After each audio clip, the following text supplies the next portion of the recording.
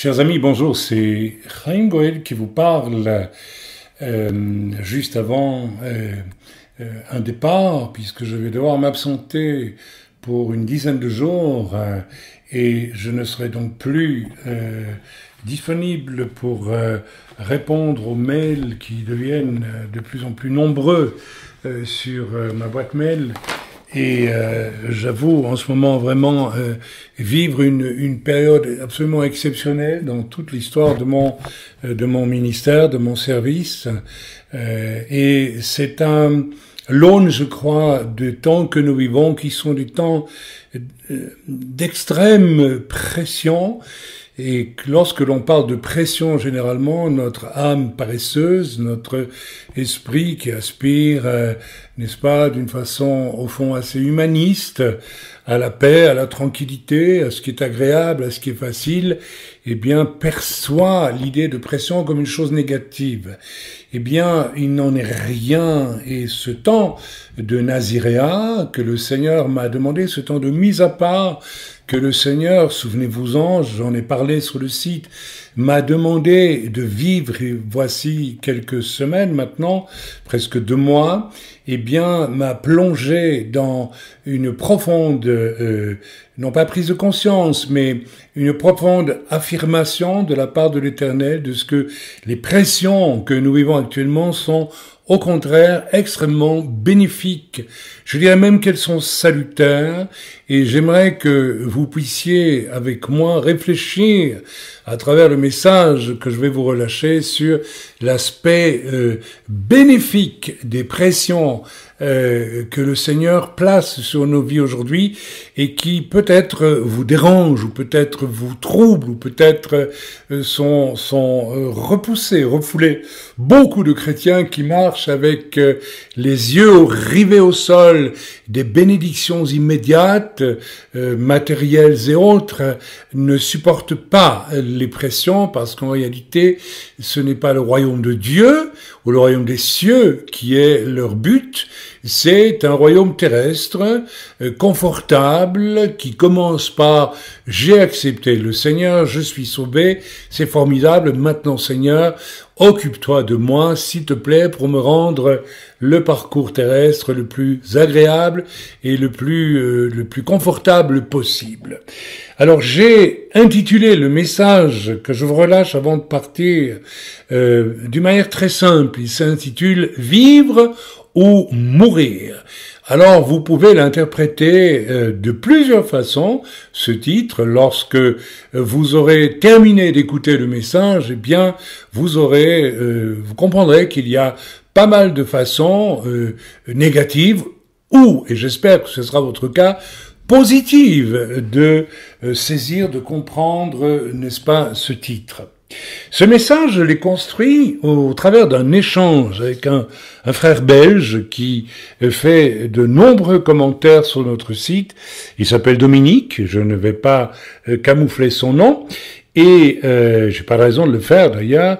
Et un échange que nous venons d'avoir était pour moi extraordinaire parce qu'il y a dans un long mail, enfin long, pas si long que ça, mais mail qu'il m'a envoyé comme commentaire sur un article que nous avons relâché de notre frère et ami défunt Arthur Katz. Il a relâché un commentaire formidable dont la phrase centrale est pour moi exceptionnelle. Et je vais d'ailleurs vous la lire. Sommes-nous vraiment préoccupés par rechercher ce qui est à venir, ou bien sommes-nous travaillés pour nos préoccupations journalières, matérielles et autres? Voilà. Alors je vais, à partir de cette phrase qui est dans son message, le Seigneur m'a parlé d'une manière extraordinaire. Quand je dis extraordinaire par rapport à notre standard qui est loin d'être ce qui doit être, surtout en ces temps particuliers où le Seigneur va mettre des pressions afin que le standard biblique de notre marche avec Dieu soit excité, soit afin que Dieu nous invite à rejoindre ce standard dans lequel nous ne marchons pas. Alors je vais vous lire le mail du frère et j'accompagnerai ce mail de commentaires. Écoutez bien parce que ce message finalement va dans la foulée des précédents messages audio, des 2 précédents qui ont été relâchés sur le site. Alors le frère écrit ceci, le frère Dominique. En méditant ce matin sur l'article « L'éternité » d'Arthur Katz, un message révolutionnaire paru donc sur notre site, je reçus dans mon cœur ceci. Jésus répondit, en vérité, je vous le dis, vous me cherchez non parce que vous avez vu des miracles, mais parce que vous avez mangé des pains et que vous avez été rassasiés. Alors c'est assez extraordinaire parce que le Seigneur dit ici à ses disciples une vérité, il le dit 2 fois, en vérité, même les miracles que j'ai faits devant vous n'ont pas été intéressants, n'ont pas été déclencheurs pour vous de franchir une porte, de chercher à franchir une porte nouvelle qui vous mène vers Dieu, parce qu'en fait, votre préoccupation de manger du pain et d'être rassasié passe avant tout. Alors le frère continue, Jésus continue à parler, il dit ceci, travaillez. Alors attention, à quoi allons-nous travailler? Ça c'est moi qui commande. Travaillez non en vue de la nourriture qui périt, mais en vue de la nourriture qui subsiste pour la vie éternelle. C'est tellement clair, c'est tellement évident qu'il faut le relire parce que beaucoup de croyants aujourd'hui, ne pratiquent pas cela. Travailler non pour la nourriture, en vue de la nourriture qui périt, je dirais même en vue de tout ce qui périt, que ce soit la nourriture qui périt très vite, nous le savons, et puisqu'une fois consommée, elle disparaît assez vite, et nos voitures, notre réputation dans le monde, nos maisons, nos vêtements, tout va disparaître, et le Seigneur Jésus nous invite à ne pas travailler pour ces choses, mais de travailler en vue, dit-il. Donc, c'est pas acquis nécessairement du jour au lendemain, et on va en parler un tout petit peu, en parlant d'Abraham, bien sûr, dans quelques moments. Abraham qui a marché en vue d'une nourriture qui subsiste, c'est-à-dire la patrie céleste, la Jérusalem céleste, c'est vers cela, selon ce que Paul nous dira dans une de ses épîtres, qu'Abraham, n'est-ce pas, tournait ses regards, n'est-ce pas, en se rendant complètement dépendant de Dieu pour tout son parcours, uniquement par rapport à, n'est-ce pas, cette recherche d'une nourriture qui, elle, subsistera pour la vie éternelle. Alors Jésus continue, dit, c'est celle que le Fils de l'homme vous donnera, car c'est lui que le Père Dieu a marqué de son sceau. Ils lui dirent, que ferons-nous afin de travailler pour les œuvres de Dieu? Au moins là, il commence à comprendre. Jésus le répondit, alors c'est une phrase extraordinaire. La réponse est absolument magnifique parce qu'elle est courte, mais elle dit tant et tant de choses. Ce qui est l'œuvre de Dieu, dit Yeshua, c'est que vous croyez en celui qu'il a envoyé. Selon Jean 6, versets 26 à 29, j'ai donc fait cette longue lecture. Je répète, ce qui est l'œuvre de Dieu, c'est que vous croyez en celui qu'il a envoyé. Alors, on va me dire, mais c'est formidable. Faire l'œuvre de Dieu, c'est juste croire en Jésus. Je crois en Jésus. Voilà, je suis sauvé, donc je fais l'œuvre de Dieu. Frères et sœurs, j'espère que vous avez saisi que cette phrase contient bien plus de choses qu'elle n'en a l'air. Et bien sûr, une écoute au premier degré, donc le plus élémentaire, fera que nous nous contenterons de 3 fois rien. Mais en réalité, discernons-nous à quel point cette phrase contient de vérité, n'est-ce pas? Croire pour le salut, égoïstement, c'est une chose, mais dans cette écriture, il y a bien plus que cela. Et si notre foi en Jésus s'arrête uniquement au fait que Dieu l'a envoyé, et bien sûr, nous ajoutons tout de suite le wagon qui va avec et qui dit « et qu'il m'a sauvé », parce que de cela, nous voulons être certains. Après, c'est autre chose. Si nous ne discernons pas qu'il y a bien plus que cela, eh bien, nous sommes aveugles. Amen. Et c'est le cas de tant de croyants aujourd'hui.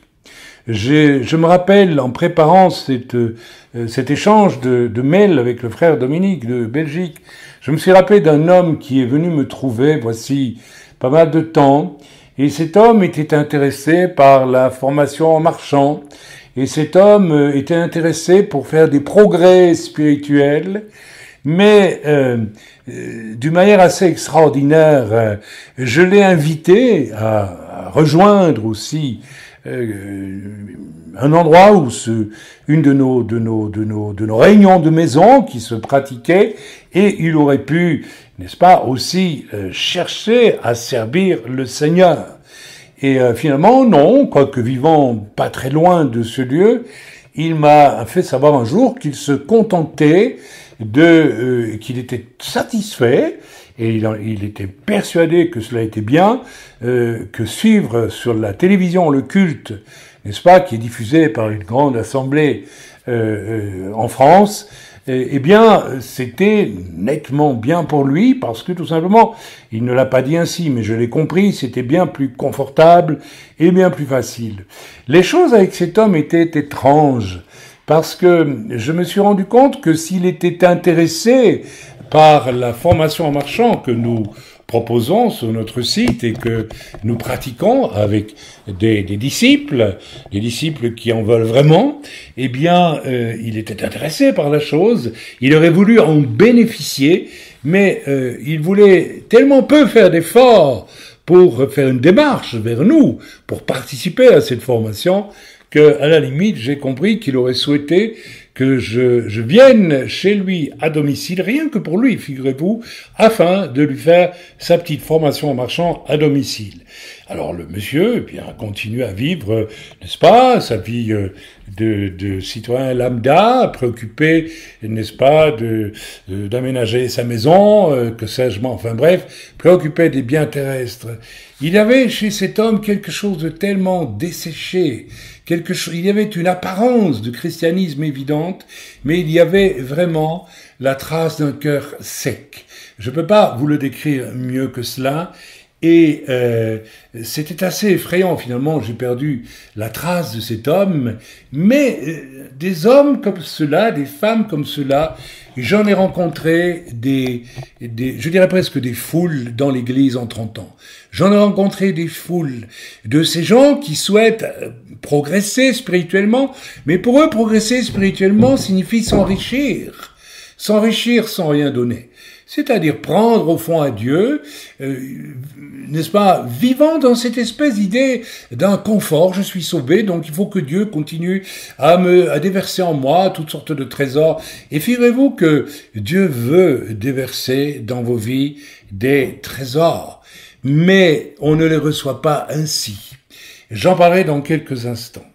J'aimerais qu'on puisse se souvenir du grand passage d'Éphésiens 4 que je vais vous lire, pas complètement, mais en tout cas, c'est un passage qui pour moi représente le manifeste de l'Église en action, et j'aime beaucoup, n'est-ce pas, Éphésiens personnellement. Voilà, alors nous connaissons ce passage d'Éphésiens 4 qui dit, n'est-ce pas, que voilà, il y a un seul Seigneur, une seule foi, un seul baptême, un seul Dieu, et Père de tous, qui est sur tous, à partir du verset 6, et parmi tous et en vous tous. Mais la grâce est donnée à chacun, etc., selon la mesure du don de Christ. C'est pourquoi il est dit, étant monté en haut, il a amené captive une grande multitude de captifs, et il a donné des dons aux hommes. Alors je continue. Alors au verset 11, il est écrit, lui-même donc a donné les uns pour être apôtres, les autres pour être prophètes, les autres pour être évangélistes, les autres pour être pasteurs et docteurs, pour travailler à la perfection des saints, pour l'œuvre du ministère, pour l'édification du corps de Christ, jusqu'à ce que nous rencontrions tous dans l'unité de la foi et de la connaissance du Fils de Dieu, dans l'état d'un homme parfait, à la mesure de la parfaite stature de Christ. Entre parenthèses, lorsque je lis le verset 11, je suis toujours absolument estomaqué de voir qu'il existe toute une branche des milieux issus, je pense, du darbisme, qui déclare que il n'y a plus de ministère d'apôtres, plus de ministère de prophètes, et qu'il subsiste aujourd'hui, je crois même que les ministères d'évangélistes sont pas clairement acceptés pour ce temps, et qu'il ne subsisterait que des pasteurs, à peu près aujourd'hui, n'est-ce pas? Eh bien, quand il subsiste des pasteurs, puisque, si j'ai bonne mémoire, dans le mouvement darbiste à une époque, eh bien, jusqu'à aujourd'hui d'ailleurs, on met de côté toute idée de ministère, et ce sont des anciens. Est-ce que ce sont des anciens établis par des apôtres? Je ne le pense pas. Donc des anciens choisis par la communauté qui dirigent les églises. Alors qu'ici, c'est tellement clair, n'est-ce pas? C'est dit d'une façon très claire. Alors dans ces milieux, on nous dit que ces ministères d'apôtres et de prophètes étaient pour établir les bases de l'église du départ. Alors quand je considère les extraordinaires méandres d'erreurs accomplies par l'église au fil des siècles, eh bien, je me dis que aujourd'hui, plus que jamais, et nous avons certainement besoin d'apôtres et de prophètes pour ramener les vrais fondements en accord prophétique avec le temps dans lequel nous vivons, j'insiste. Mais je reviens sur le verset 12, ou 13 plutôt, où il est écrit que les ministères sont donnés afin de mener chacun à la mesure de la stature parfaite de Christ. Donc, frères et sœurs, il y a dans ce verset où il est écrit « Ce qui est l'œuvre de Dieu, c'est que vous croyez en celui qui l'a envoyé », il y a aussi une déclaration très simple, implicite, profonde. « Je veux que vous deveniez comme moi » et j'ai donné d'ailleurs, je viens de le lire en Éphésiens 4, 5 ministères et des dons à l'Église, afin, les dons du Saint-Esprit, etc., afin que vous soyez conduits, non pas à un but ultime, mais à être comme Christ dans votre fonctionnement. Alors, frères et sœurs, une fois que l'on a commencé à toucher cela, eh bien des choses vont se remettre en question. Amen. Donc, nous pouvons lire dans Malachie aussi, au chapitre 4, quelque chose que j'ai à cœur de vous lire, qui apparemment n'a pas de rapport, mais suivez-moi, s'il vous plaît. Chapitre 4, il est écrit au verset 5, « Voici, je m'en vais vous envoyer Eliaou, le prophète, avant que le jour grand et terrible de l'Éternel vienne.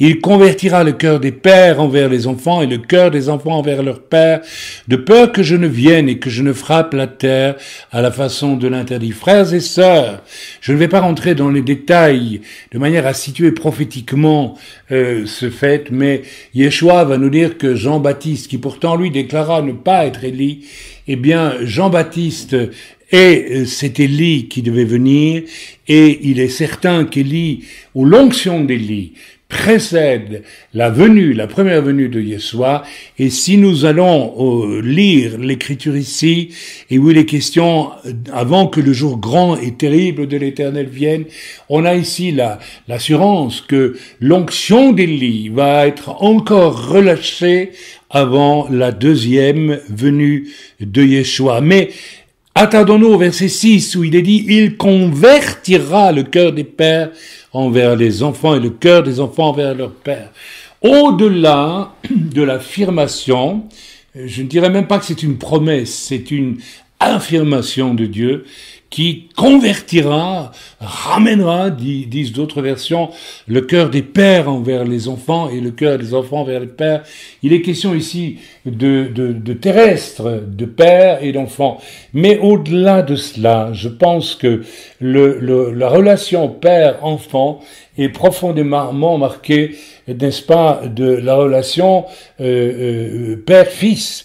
telle que Dieu la conçoit. J'en ai parlé dans mon livre Bénédiction des Pères, bénédiction du Père, bénédiction des Pères, et je ne vais pas redévelopper tout cela ici. Je vous encourage à aller lire ce livre, et même si vous n'avez pas les moyens, vous nous faites un mail.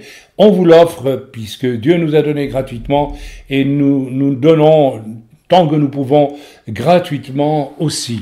Bien, ce que nous vendons, c'est tout simplement ce qui nous permet de rééditer aussi.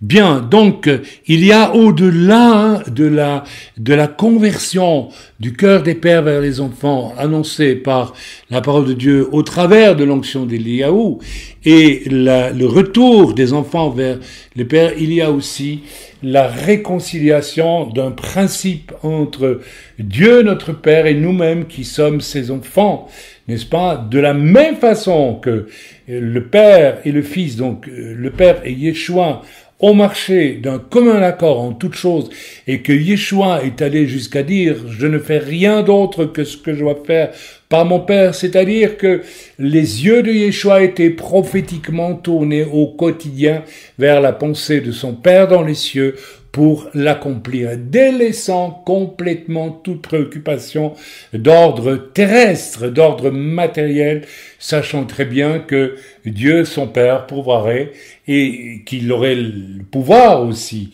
de pourvoir à ses besoins. Il l'a démontré par de puissants miracles du domaine de la nourriture, les pains, les poissons et autres.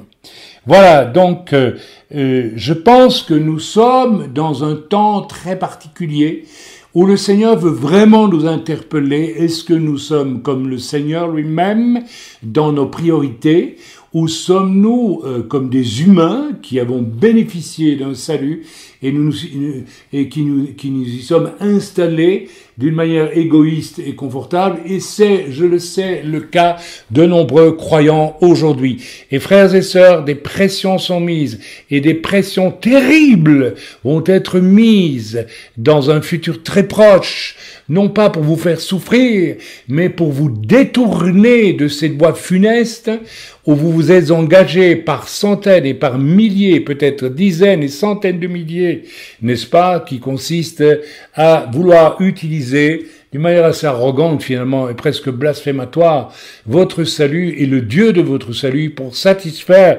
vos passions. Je reprends la lecture du mail du frère Dominique. Cherchons-nous Dieu pour la nourriture qui périt, contrairement à ce que Jésus nous a demandé de vivre et de faire. Sommes-nous vraiment préoccupés par rechercher ce qui est à venir? Frères et sœurs, c'est cette phrase que j'ai aimée par-dessus tout dans le mail de notre frère. Sommes-nous vraiment préoccupés par rechercher ce qui est à venir?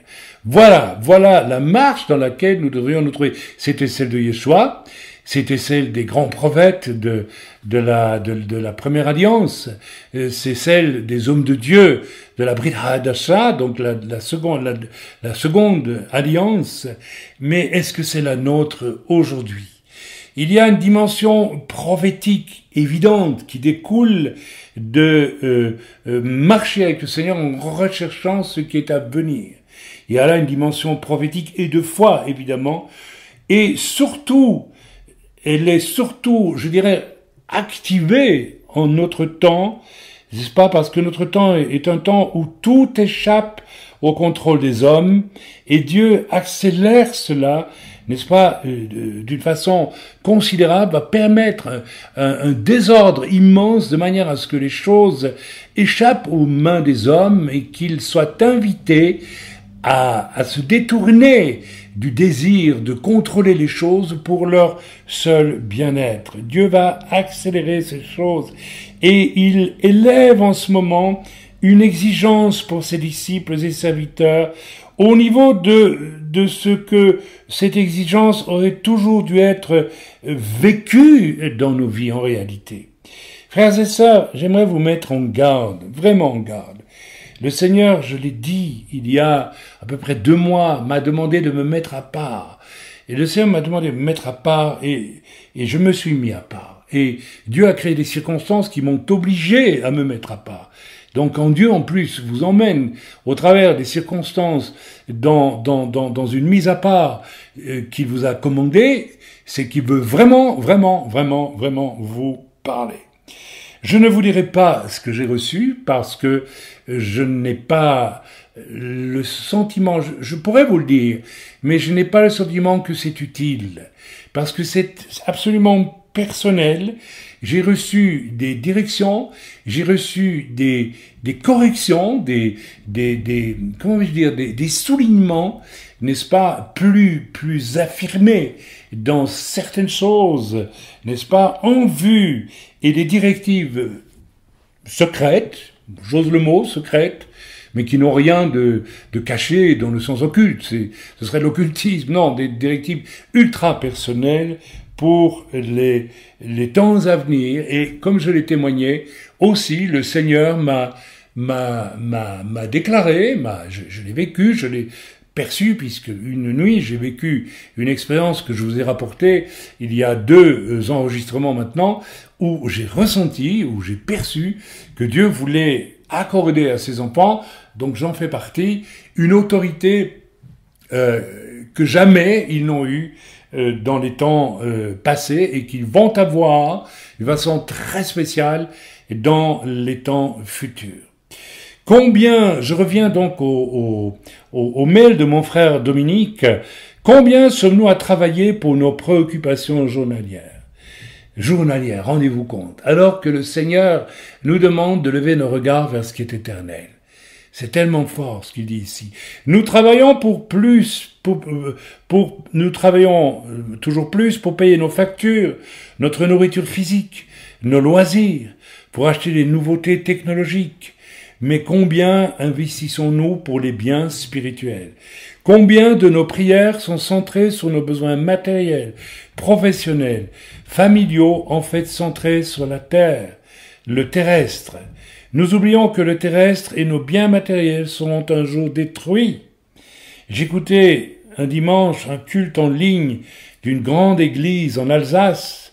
Le pasteur parlait des craintes, de la peur des chrétiens dans ce temps de crise économique, politique, nationale et mondiale. Et cette peur était centrée sur le terrestre. Sommes-nous attachés au terrestre plus qu'aux choses célestes? Pour qui travaillons-nous?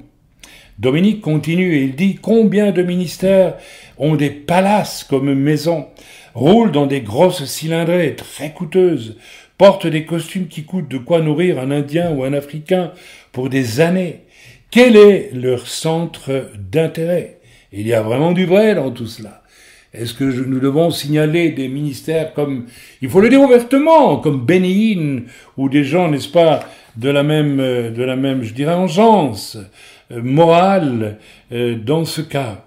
Dieu va, et il y a aussi tout un courant de la pensée positive, de la pensée de la vie en abondance qui on le sent traverse peut-être de manière moins spectaculaire, moins clinquante, avec moins de moyens, parce que nous sommes en Europe et en France notamment, et pas aux États-Unis. Mais cet état d'esprit traverse largement les milieux chrétiens de partout.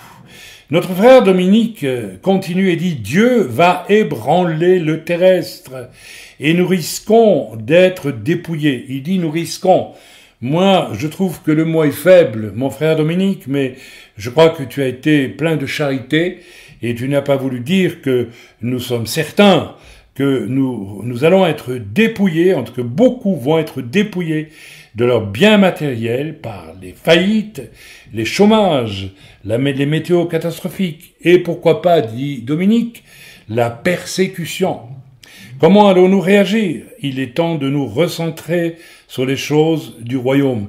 J'ajoute pour ma part une pensée prophétique que j'aimerais que vous écoutiez attentivement maintenant.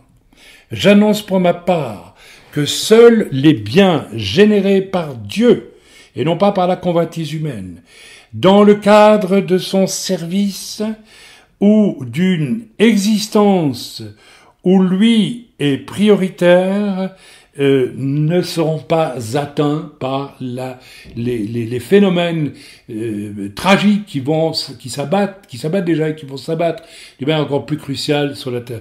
Je répète, seuls les biens générés par Dieu dans le cadre de son service ou d'une existence où lui est prioritaire ne seront pas atteints par ces jugements de Dieu. Dois-je répéter une troisième fois ? Alors je ne le fais pas parce que vous l'avez entendu 2 fois, mais j'aimerais le répéter 3 fois. Amen. Vraiment, ce texte, je reprends la lecture de Dominique, l'éternité d'Arthur Katz, un message révolutionnaire, devrait nous interpeller avant qu'il ne soit trop tard. J'ai diffusé ce message sur le site. Allez le lire. Post-scriptum de Dominique, je ne suis pas contre le travail séculier, mais contre les mauvaises motivations, les buts terrestres, l'amour de l'argent, la convoitise des biens matériels. Voilà le fond du problème. Si notre argent est aussi en partie, dit Dominique, réinvesti pour l'avancement du royaume de Dieu, amen. J'aimerais ici ajouter quelque chose. Dans l'œuvre Lève-toi, le Seigneur a commencé par travailler mon cœur il y a 3 ans, je pense 3 ans maintenant, peut-être 4, je ne sais plus exactement, sur quelque chose de très difficile à prêcher.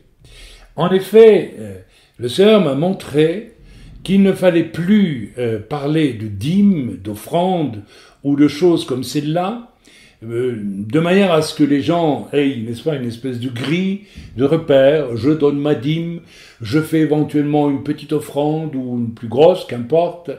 Le Seigneur m'a dit, il faut que tu prêches autre chose.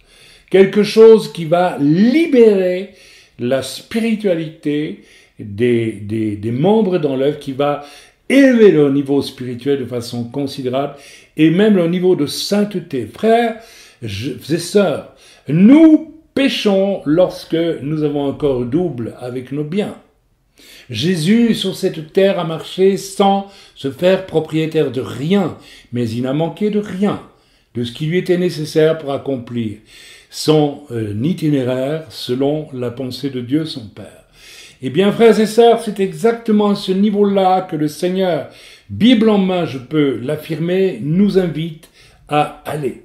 Et j'ai commencé à prêcher ce message qui a mis un peu de temps à être compris, parce qu'il allait tellement à l'encontre de siècles de tradition chrétienne, où le bouton de culotte dans l'offrande pour cacher hypocritement qu'on ne veut rien y mettre, en passant par toutes les doctrines qui arrangent l'humain finalement sur la dîme, les offrandes, eh bien le Seigneur m'a demandé de sortir un message solennel qui était le suivant, que tous nos biens soient potentiellement rendus à Dieu, de manière à ce qu'il décide, lui, de ce que nous en ferons. Alors attention, j'ai tout de suite ajouté, il ne s'agit nullement pour tout le monde, comme cela s'est pratiqué dans le livre des Actes, bien que c'est le même, c'est l'état d'esprit de ce qui se pratiquait dans les Actes. On voyait dans les Actes que ceux qui avaient des biens considérables les vendaient afin que l'on distribue, n'est-ce pas, ces biens à ceux qui en manquaient. Eh bien, ces frères et ces sœurs du livre des Actes étaient habités, n'est-ce pas, de cette priorité absolue qui est le royaume de Dieu, le royaume des cieux, et les biens matériels, eh bien, c'est autre chose. C'est secondaire, c'est Dieu qui doit pourvoir. Mais je ne dois pas thésauriser, je ne dois pas construire mon petit empire personnel, ma petite sécurité sur la terre.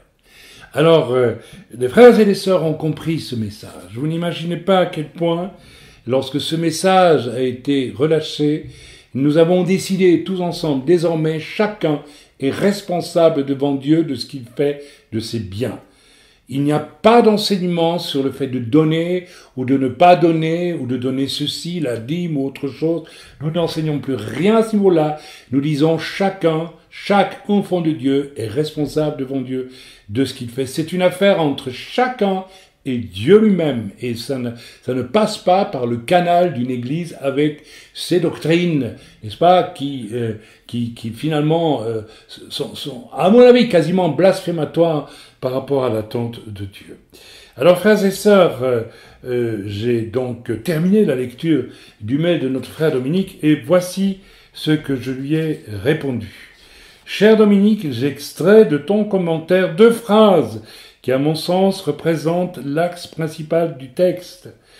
Tu as écrit « Sommes-nous vraiment préoccupés par rechercher ce qui est à venir ?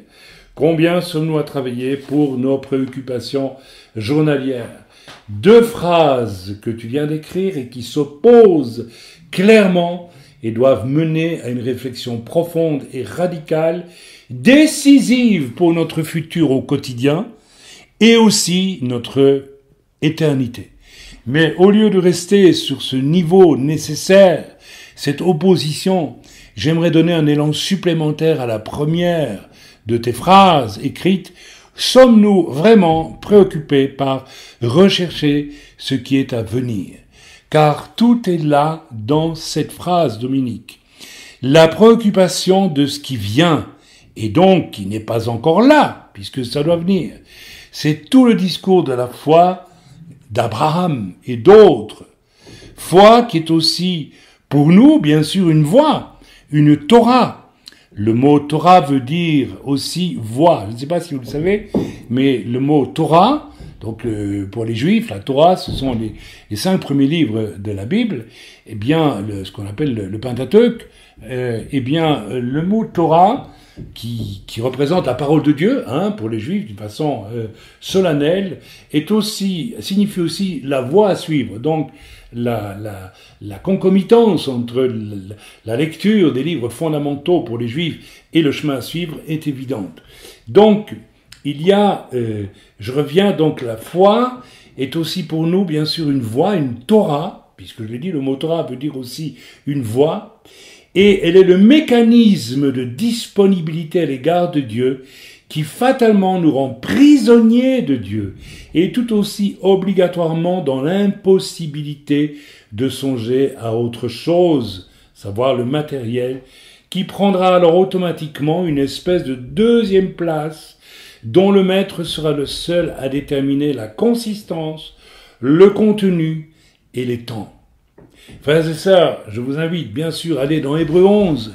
Nous allons y aller lire quelques versets, ce grand chapitre d'Hébreux 11 qui nous dit, n'est-ce pas, ceci. Donc, or la foi rend présente les choses qu'on espère, et elle est une démonstration de celles qu'on ne voit point. Car c'est par elle que les anciens ont obtenu un bon témoignage. Mais tout est dit là, par la foi. La foi en quoi ? Eh bien, la foi dans les desseins de Dieu. Lorsque l'on parle de foi, pour la plupart des chrétiens, j'ai la foi pour avoir une meilleure situation, et j'ai la foi pour trouver une épouse, et j'ai la foi pour avoir plus d'argent, j'ai la foi pour être guéri, mais c'est bien au-delà de cela que la foi doit être utilisée. La foi doit être utilisée comme une espèce d'élastique tendu au fond de mon cœur et qui me porte vers demain, que je ne vois pas encore, mais où Dieu me demande de marcher et de faire des choses qui vont, dont je ne verrai peut-être même pas l'exaucement, mais qui vont être du domaine de ce que Dieu veut faire lui, et non pas ce que je convoite moi. C'est par elle que les anciens ont obtenu un bon témoignage. Par la foi, nous savons que les siècles ont été rangés par la parole de Dieu. Quelle phrase admirable. Je suis dans une version Martin pour ma part. De sorte que les choses qui se voient n'ont point été faites de choses qui parussent. Alors ça, c'est extraordinaire. Par la foi, Abel offrit à Dieu un plus excellent sacrifice que Caïn, et par elle, il obtint le témoignage d'être juste, à cause que Dieu rendait témoignage de ces choses, de ces dons, et lui, étant mort, parle encore par elle. Extraordinaire. Par la foi, Enoch fut enlevé pour ne point passer par la mort, et il ne fut point trouvé parce que Dieu l'avait enlevé. Car avant qu'il fût enlevé, il a obtenu le témoignage d'avoir été agréable à Dieu. Donc, la marche par la foi, eu égard au dessein de Dieu, et non pas à mes convoitises, s'il vous plaît. Il y a une différence aussi énorme que la distance qui sépare la terre du ciel en cela. Eh bien, la marche par la foi, eu égard au dessein de Dieu, me rend agréable à Dieu. Alors je vous invite à lire tout le passage d'Hébreux 11 qui parle de la foi, etc., etc., etc. Lisez-le s'il vous plaît chez vous. Donc je disais la préoccupation de ce qui vient, et donc qui n'est pas encore là, mais que Dieu, ce à quoi Dieu veut nous faire participer, c'est tout le discours de la foi d'Abraham et puis d'Abel, comme nous venons de le voir, et de tant de témoins qui nous ont quittés aujourd'hui et qui nous attendent au ciel. Ok, je l'ai dit. Avec mon épouse, alors je vais peut-être lire quand même une partie de cette réponse, n'est-ce pas? La foi, dans ce cas-là, est le mécanisme de disponibilité à l'égard de Dieu qui fatalement nous rend prisonniers de Dieu. Une fois que nous marchons ainsi, et tout aussi obligatoirement dans l'impossibilité immédiate de songer à autre chose, à savoir tout le matériel. Donc, d'une certaine façon, ou bien nous sommes préoccupés par le matériel, ou nous sommes préoccupés par Dieu et, n'est-ce pas, son souhait à lui.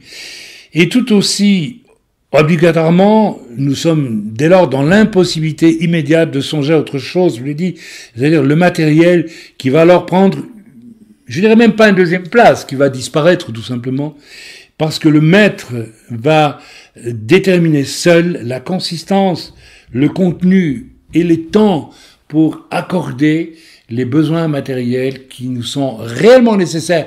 Encore une fois, non pas pour satisfaire nos désirs et nos convoitises, mais pour satisfaire nos besoins quand nous sommes à son service. Frères et sœurs, je suis à la base un artiste, je suis à la base un poète, j'étais à la base un acteur, j'étais à la base quelqu'un qui s'intéressait au style, au goût, au design et toutes ces choses. J'ai étudié pour cela et je me promène toujours avec cette nature d'homme en moi, quelque part, mais je n'ai pas vu vraiment le Seigneur satisfaire, et même cela m'a été interdit, mes exigences en matière de goût, et qui pourtant a été extrêmement éduqué par mes études et par mes dispositions sensibles.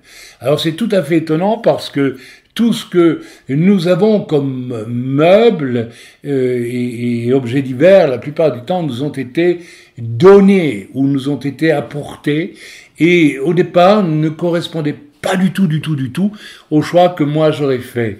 J'ai pu avec le temps faire vivre ces choses ensemble avec un certain bon goût, je l'espère en tout cas, et là Dieu ne m'en a pas empêché.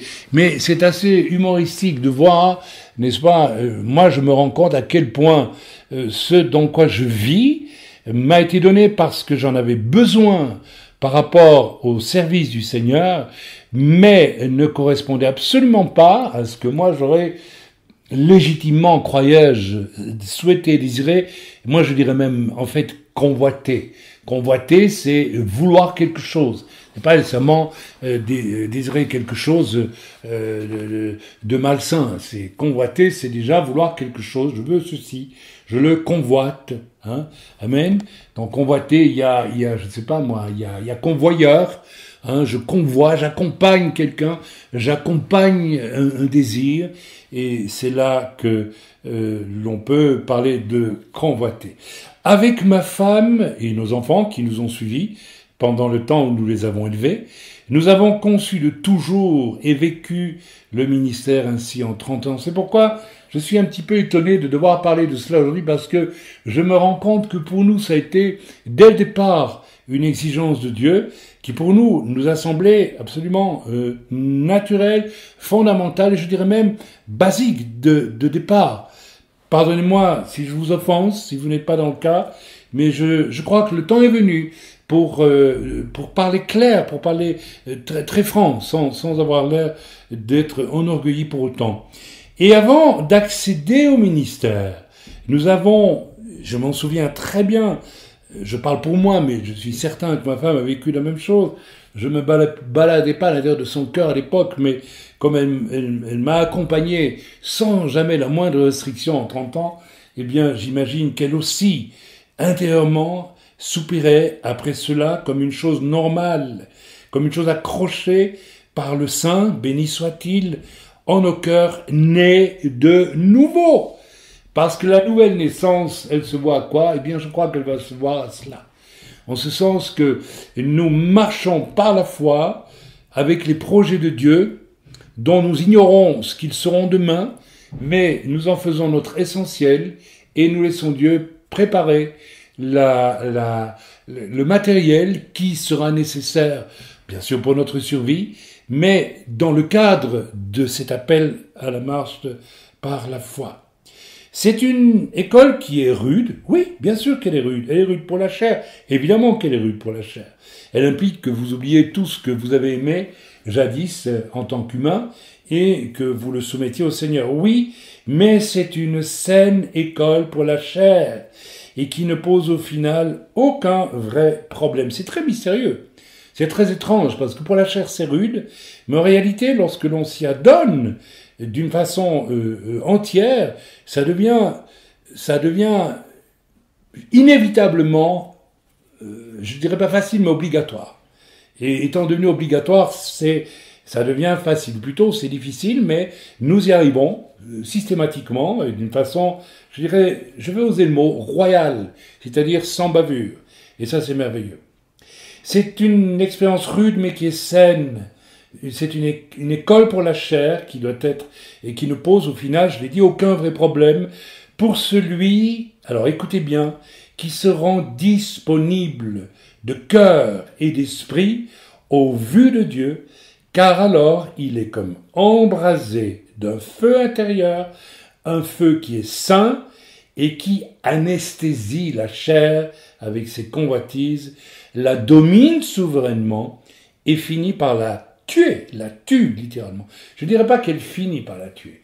Elle la tue systématiquement et dès le départ. À partir du moment où vraiment le royaume des cieux, le royaume de Dieu et sa justice sont en premier, le feu de la chair, avec ses convoitises, et ça dépasse de loin, bien sûr, les aspects brutaux de la convoitise, eh bien, le feu de la chair est tué, est mis à mort. Comme le dit l'Écriture, bien sûr, cherchez d'abord le royaume de Dieu et sa justice, et tout le reste vous sera donné en plus. Moi, j'ai envie de dire, si Dieu nous invite à chercher le royaume de Dieu et sa justice, et que tout le reste nous sera donné en plus, ça signifie que Dieu nous promet une victoire absolue et que nous n'aurons pas à nous préoccuper de ce dont nous aurons besoin pour marcher, n'est-ce pas, avec les yeux rivés sur le royaume de Dieu et sa justice. J'ajouterai pour ma part, et tout le reste nous sera donné en plus, comme Dieu le veut, quand Dieu le veut, et beaucoup de chrétiens, la majorité, je le crains, achoppent, beaucoup en tout cas, achoppent sur cela aujourd'hui, comme hier d'ailleurs.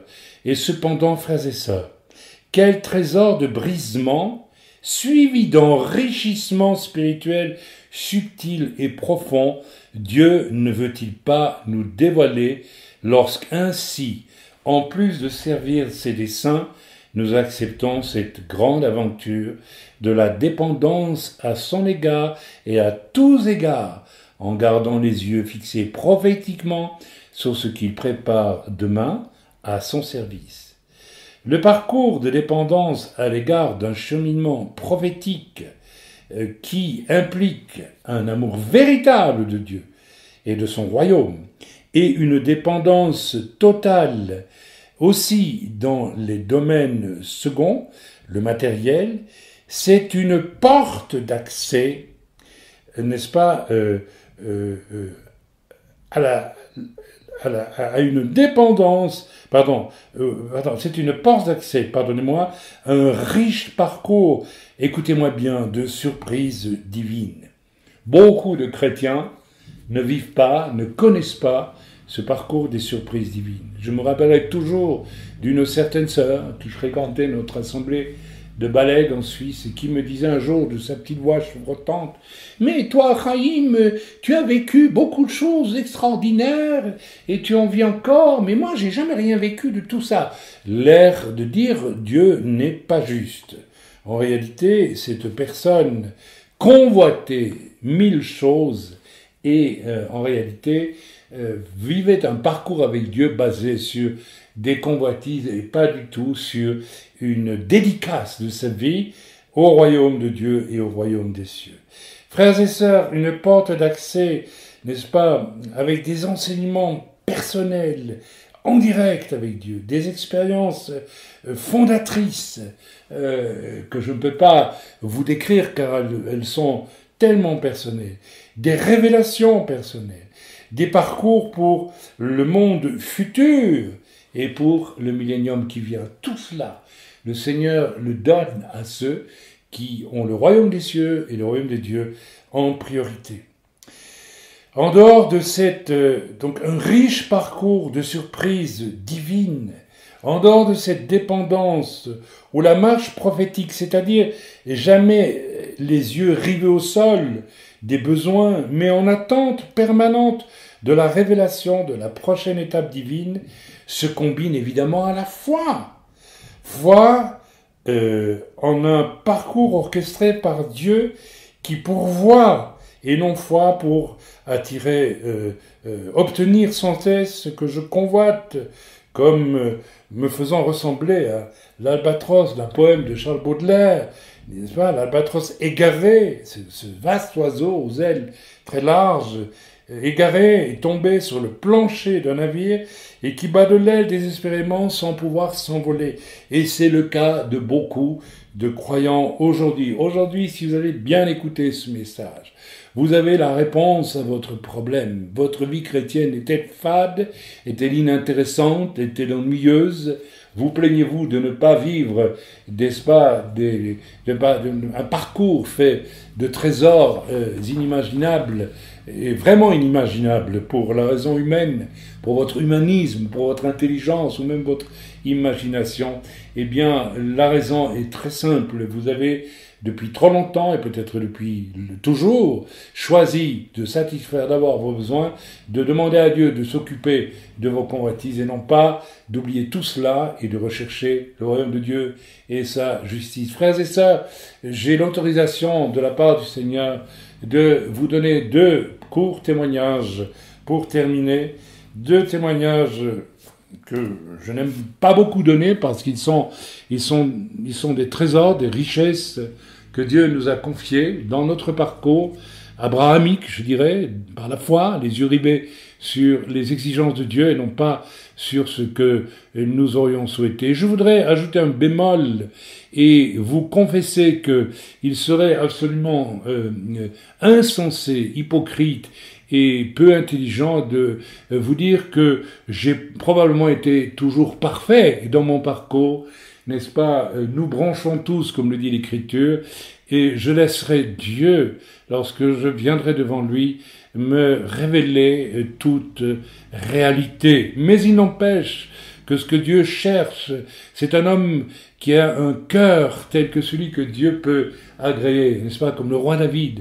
Et quels que soient nos manquements, nos erreurs, peut-être même nos péchés dans notre parcours, que nous devons amener devant le Seigneur, bien sûr, et dont nous devons nous repentir de toute évidence, eh bien, le Seigneur nous demande malgré tout d'essayer de marcher, pas seulement essayer, mais de marcher, et dans cette incandescence de la foi, cette incandescence de la dédicace de ma vie, n'est-ce pas, au royaume des cieux, au royaume de Dieu, afin que Dieu y déversa, n'est-ce pas, ses projets, et nous fasse marcher d'une façon qui n'a alors rien à voir avec aucun programme humain, qu'il soit d'église ou personnel. 2 expériences qui m'ont absolument estomaqué. Récemment, il y a 2 ans, je me trouvais dans une région que je nommerai pas, où, n'est-ce pas, nous visitions une ville de taille moyenne, je dirais, et qui se trouvait dans une région où nous avons énormément combattu, travaillé pour le Seigneur, et où nous avons fait un parcours dans l'invisible, à travers la prière, le jeûne d'Esther, et des combats de toutes sortes pendant des années, je dirais presque 15 ans, et nous avons essayé d'être à l'image de Jésus dans notre marche dans cette région, et nous y avons vécu pas mal de souffrances aussi, mais qu'importe, le problème n'est pas là. Et un jour, avec mon épouse, ce qui est absolument exceptionnel, nous avons reçu l'autorisation du Seigneur d'aller nous promener une après-midi dans une ville de cette région et de nous y reposer quelques heures l'après-midi, peut-être 1 heure, 1h30, 2 heures, pas plus. Aussi, nous avons eu la paix pour aller sur la place principale de cette ville, qui est très jolie, très agréable d'ailleurs. Je n'en dirai pas plus, bref, qu'importe. Et nous nous sommes assis à une terrasse et nous avons consommé une boisson rafraîchissante. Et une espèce de paix très particulière s'est alors installée sur nous, je dirais bien sur nous. Et le Seigneur m'a parlé et m'a dit une chose qui m'a absolument stupéfié, à tel point que j'ai eu le sentiment que Dieu avait dit la même chose à mon épouse. Alors je me suis tourné vers elle et je lui ai demandé, dis-moi, Elisheba, est-ce que le Seigneur vient de te parler? Nous étions en silence. C'était extraordinaire ce silence. Elle m'a dit, oui, le Seigneur vient de me parler. Vous savez, ma femme est tout sauf une illuminée chercheuse de paillettes et de fausses manifestations charismatiques. Alors elle est aux antipodes de cela. Je crois que j'ai le droit de dire ce qu'elle est. C'est un être d'une honnêteté profonde et d'une grande intégrité. Et pour elle, chercher absolument à prophétiser ou que sais-je d'autre ne fait absolument pas partie de son être et de son parcours. Il lui arrive d'avoir assez souvent, régulièrement, des pensées du Seigneur, des paroles de sagesse. Je dirais, ma femme est vraiment une compagne merveilleuse parce qu'elle véhicule régulièrement des paroles de sagesse que j'accepte à bras ouverts parce que je sais qu'elles sont souvent extrêmement fécondes et justes. Et je reviens donc à l'épisode de notre après-midi dans cette ville, sur la place de la ville, et je lui ai demandé assez timidement, est-ce que tu veux me dire ce que Dieu t'a dit? Et elle m'a répondu assez timidement, je préférais que tu dises toi d'abord ce que Dieu t'a dit. Parce que figurez-vous que Dieu nous avait dit la même chose. Et je lui ai répondu, le Seigneur vient de me dire, après mon retour, comme il est écrit dans ma parole, vous obtiendrez la gouvernance de cette ville et d'une bonne partie de la région parce que vous avez payé le prix pour cet endroit. 15 ans de labeur, 15 ans de travail, et j'ai dit à mon épouse, qu'est-ce que Dieu t'a dit à toi? Le Seigneur m'a dit, et mon épouse m'a répondu, Chaim, le Seigneur vient de me dire exactement la même chose. Voilà une des surprises extraordinaires que Dieu nous réserve, n'est-ce pas? Je pourrais vous en donner d'autres et je m'arrêterai après cet exemple, frères et sœurs. Il est écrit dans la parole de Dieu que le Seigneur, à ceux qui vaincront, mais qu'est-ce que c'est celui qui a vaincu, celui qui vainc? Eh bien, je viens d'en parler pendant tout ce message. Celui qui vainc, c'est celui qui marche comme le Seigneur a marché. Point final, c'est extrêmement simple, c'est entier, ça peut tenir en une seule phrase. Je viens de vous donner cette longue phrase, mais qui en fait se tient en une seule phrase. Cherchez d'abord le royaume de Dieu et sa justice, et tout le reste viendra par-dessus. Alors frères et sœurs, le Seigneur promet à ceux qui vaincront, dans l'Écriture c'est très clair, eh bien qu'il leur sera donné une pierre blanche et un nom nouveau. Nous avons ça dans l'Apocalypse. Bien, vous avez lu cela, j'imagine. Vous savez, nous ne sommes plus tellement dans le temps où nous devons sans arrêt, n'est-ce pas, dire aux gens, allez lire telle référence et telle référence. C'est une des choses que je ressens aujourd'hui. Nous sommes tous censés avoir lu et relu l'Écriture. En tout cas, ce n'avons pas fait. Empressons-nous de le faire, parce que pour les temps qui viennent, nous devons être des connaisseurs de l'Écriture. Nous devons pouvoir la sortir à n'importe quel moment, à n'importe quelle occasion. Donc, il est dit, à celui qui vaincra, je lui donnerai une pierre blanche et un nom nouveau. Frères et sœurs, il y a déjà pas mal d'années, alors que j'avais mis les pieds dans cette démarche de vie par la foi et entièrement au service du Seigneur en priorité, eh bien, j'ai vécu en Allemagne, n'est-ce pas, alors que je me suis retiré un matin, nous voyagions avec une équipe, je me suis retrouvé très tôt le matin, être réveillé dans l'auberge où nous étions C'était le long du Rhin, je m'en souviens. Et le Seigneur m'a dit, va te promener dans la montagne et la forêt qui se trouve par là. Donc, je suis allé, à l'insu de tous, très tôt le matin. Le soleil s'était à peine levé. Et je suis monté très haut dans la montagne. Je ne me souviens plus ce qui s'y est passé. J'ai loué le Seigneur, j'ai prié. Je sentais que j'avais un rendez-vous divin avec mon Dieu. Et frères et sœurs, rien que d'en parler, je ressens une émotion extraordinaire qui me vient du Seigneur. Et c'est comme si le Seigneur me disait, oui, j'étais vraiment là avec toi ce matin-là. Ce rendez-vous, c'est moi qui l'avais programmé. Et j'ai loué Dieu là-haut dans la montagne, j'ai prié, j'ai parlé avec mon Père dans les cieux, et comme un enfant parle à son Père dans les cieux. Moi, je l'appelle pas papa, excusez-moi, c'est Abba, c'est mon Père dans les cieux. J'ai beaucoup de respect pour mon Père dans les cieux. C'est pas mon petit papa. J'aime pas trop cette façon de s'adresser à Dieu. Il est mon Père dans les cieux, il est grand, c'est le Dieu qui a créé l'univers. C'est le Dieu d'Abraham, d'Isaac, de Jacob. Et quand j'ai fini de louer et de prier, dans une joie ineffable, ressentant, je vous l'assure, la présence d'anges autour de moi qui m'accompagnaient sur le chemin de retour vers l'auberge. Donc je redescendais le chemin.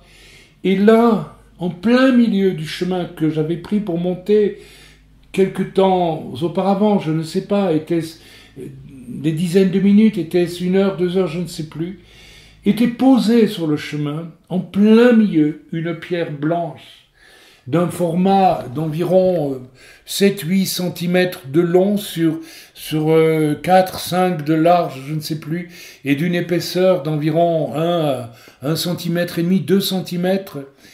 Et c'était une pierre blanche, on aurait dit une espèce de marbre translucide, pas translucide, qui avait l'apparence comment s'appelle ce matériau que l'on trouve beaucoup en Italie? De l'albâtre, voilà.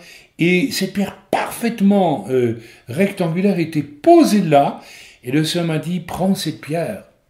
Et j'ai pris cette pierre, j'étais étonné, et le Seigneur m'a dit, je te donne aussi aujourd'hui un nom nouveau. Et frères et sœurs, j'ai reçu un prénom. Et j'ai reçu un prénom, et quelque temps après, j'ai reçu un nom, et j'ai réalisé que ce prénom et ce nom formaient une phrase, formaient en fait une identité. Et le Seigneur m'a dit, ça c'est toi, c'est ton appel, c'est comme ça que je t'ai voulu, c'est comme ça que je t'ai envoyé un jour dans le sein d'une femme, et que je veux que tu sois jusqu'au dernier jour de ta vie. Frères et sœurs, quand vous vivez des choses comme celle-là, vous savez que c'est Dieu qui s'occupe de vous. C'est Dieu qui vous parle. C'est Dieu qui dirige votre vie. C'est Dieu qui vous conduit vraiment sur ce chemin du royaume des cieux, du royaume de Dieu. Vous aurez un travail à fournir pour le mettre, tout simplement. Voilà, j'aimerais vous encourager aussi à croire que il y a un nom nouveau qui est préparé pour chacun d'entre vous. Vous savez d'ailleurs, Yeshua l'a fait pendant le temps de son ministère. Il a donné à certains de ses disciples un nom nouveau. N'a-t-il pas dit à Pierre, tu es Pierre et maintenant Shimon, et maintenant tu vas t'appeler Pierre, n'est-ce pas? Il l'a fait pour Jean aussi. Voilà, et il le fera pour vous aussi. Alors, s'il vous plaît, ne courez pas après ce nom nouveau, ne courez pas après une petite pierre blanche. Je veux dire très honnêtement, ces pierres blanches, je les gardais quelques jours, et ayant peut-être la crainte de tomber dans une espèce d'idolâtrie, je m'en suis débarrassé, et je crois que Dieu a agréé cela. Je ne sais pas, je n'ai pas gardé cette pierre. J'étais vraiment très très jeune, tout jeune serviteur à l'époque, à peine dans les premiers jours de mon service, mais de cette façon radicale dont je viens de vous parler. Ai-je eu tort de ne pas garder cette pierre? Je ne sais pas, mais qu'importe. Dieu me l'a donné, et l'essentiel est là, et j'ai la paix avec cela. L'objet en soi ne doit pas faire l'objet d'une idolâtrie particulière. J'imagine difficilement cet objet posé dans une vitrine chez moi, Et je pourrais dire à tous les visiteurs, voilà la pierre que Dieu m'a donnée, ce serait, n'est-ce pas, préparer la voie pour la construction d'une chapelle à Saint-Chaïm et sa pierre blanche, n'est-ce pas? Donc, que Dieu soit loué, que Dieu soit béni. Frères et sœurs, je vous bénis dans le nom de Yeshua, je vous souhaite vraiment, ne courez pas après ce nous, courez pas après ces pierres, courez après le fait de vraiment chercher le royaume des cieux et sa justice, et tout le reste vous sera donné en plus, et en plus peut-être le nom nouveau et cette pierre blanche un jour. Je vous le souhaite de tout cœur, mais je vous souhaite aussi bien d'autres choses qui vous seront données. Et j'espère que vous ne ressemblerez pas plus longtemps après avoir écouté ce message à cette pauvre sœur qui se plaignait avec une voix chevrotante. Mais toi, Chaim, tu as déjà vécu tant de choses, et moi rien du tout, n'est-ce pas? Sans se rendre compte qu'elle était intégralement responsable de la pauvreté de ce qu'elle vivait avec Dieu. Je vous souhaite de tout cœur de réécouter ce message et tout simplement de prendre une décision. Seigneur, je te demande pardon pour avoir cherché tant et tant, n'est-ce pas, mon avantage, mon confort, que sais-je d'autre, ma sécurité. Quel blasphème que de chercher une sécurité, surtout dans les temps difficiles qui viennent, alors que nous l'avons automatiquement, cette sécurité, lorsque nous mettons le royaume des dieux et le royaume des cieux en priorité dans notre vie. N'est-ce pas? Quel blasphème, j'ai envie de dire, quelle idiotie de chercher à se fabriquer une sécurité par rapport aux temps difficiles qui viennent, lorsque nous avons la plus grande des sécurités qui consiste à marcher avec Dieu, à plaire à Dieu. Sans la foi, il est impossible d'être agréable à Dieu, parce que la foi nous ouvre. Alors, vous avez compris aujourd'hui qu'il ne s'agit pas de la foi pour une nouvelle voiture, ou pour un mari, ou pour que sais-je d'autre, mais de la foi pour marcher dans ce chemin qui est invisible aujourd'hui à vos yeux, mais dans lequel Dieu vous demande de marcher comme s'il était visible, parce il y a préparé des actions, des activités, un ministère, des actes de toutes sortes qui relèvent de sa volonté, n'est-ce pas, toute souveraine, et qui n'a rien à voir avec ce que vous pouvez imaginer ou comprendre. Et ce sera un parcours où, en réponse, vous serez visité, même à travers vos épreuves, et surtout à travers vos épreuves, par une transformation du caractère, une transformation de tout votre être d'une façon extraordinaire. C'est dans un parcours comme celui-là que Dieu nous transforme aussi et nous rend à l'image de Christ progressivement. Je vous souhaite ce parcours dans le bon nom de Yeshua. Soyez bénis. Amen.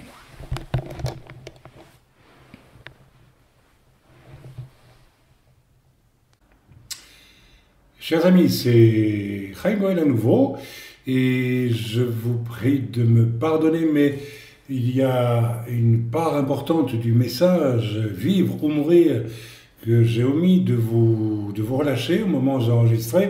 En fait, c'est la fin de ce message, et ça sera très court, et c'est une déclaration prophétique qui est d'importance, je crois, et je voudrais donc vous la faire maintenant en complément de ce qui a été dit dans la partie 1 de Vivre ou mourir. Alors je vous lis. Oui, Dieu va ôter bien des béquilles matérielles en ces temps, des béquilles matérielles qui ne reflètent que la misérable tendance de l'homme à créer sa propre sécurité, ce qui est un acte de grande incrédulité et au fond un acte blasphématoire. Oui, Dieu va ébranler avec une autorité et une force qui obligeront le monde à reconnaître qu'il est derrière ces choses. Mais plus encore, Dieu veut donner. Alors écoutez bien, à plusieurs enfants de Dieu, l'opportunité de passer d'une fausse sécurité armée, je dirais en béton armé, de convoitises multiples à une vie riche dans la dépendance à l'égard de Dieu. J'entends par là ces voies révélées pour son royaume, à notre avantage général d'ailleurs. Et c'est un des paradoxes que peu de chrétiens semblent maîtriser, tant que nous marchons avec une foi centrée sur nos convoitises, parce que c'est ce qui se passe pour une grande majorité de croyants aujourd'hui, eh bien, nous ne faisons absolument pas, nous ne collaborons pas avec Dieu pour l'avancée du royaume de Dieu, du royaume même des cieux, puisque notre intercession a des répercussions dans les cieux. Et nous freinons d'autant plus le vrai bien-être de nos frères et de nos sœurs, de l'humanité entière, en progrès vers la révélation du Mashiach, du Messie. Donc, le Seigneur veut nous faire passer d'une fausse sécurité armée de convoitises multiples à une vie riche de dépendance. Je l'ai dit, ce sont ces voies révélées pour son royaume à notre avantage, à tous. Et à l'expérimentation, le Seigneur veut aussi nous faire participer ou vivre l'expérimentation de sa bienveillance matérielle, certes, mais selon ses voies et les trésors moraux qui, par exemple, forgent le caractère de l'homme, et spirituel que cela renferme. Apprentissage de la patience, de l'honnêteté, de la générosité vers autrui avant soi, et bien d'autres choses. Alors voilà, donc attendez-vous à ce que plusieurs de vos béquilles matérielles ne se cassent et ne vous fassent apparemment plonger vers le sol. Mais c'est pour mieux vous diriger à lever enfin les yeux vers le Seigneur et à lui dédier finalement votre existence entière en lui demandant pas, en le faisant du cœur et en vous attendant à être à ce moment-là incendié de l'intérieur par une force qui est l'esprit de Jésus, tout simplement l'esprit de Yeshua, qui vous habitera et vous permettra, alors que votre nature d'homme ne vous le permet pas, de mettre en priorité le royaume de Dieu, le royaume des cieux, et de laisser Dieu pourvoir aux besoins qui sont les vôtres dans votre cheminement par rapport, n'est-ce pas, à l'œuvre du Seigneur qu'il veut vous confier. Voilà, j'ai terminé. La partie 2 est courte, mais je souhaite vraiment que vous la viviez. Dans le bon nom de Yeshua, Amen.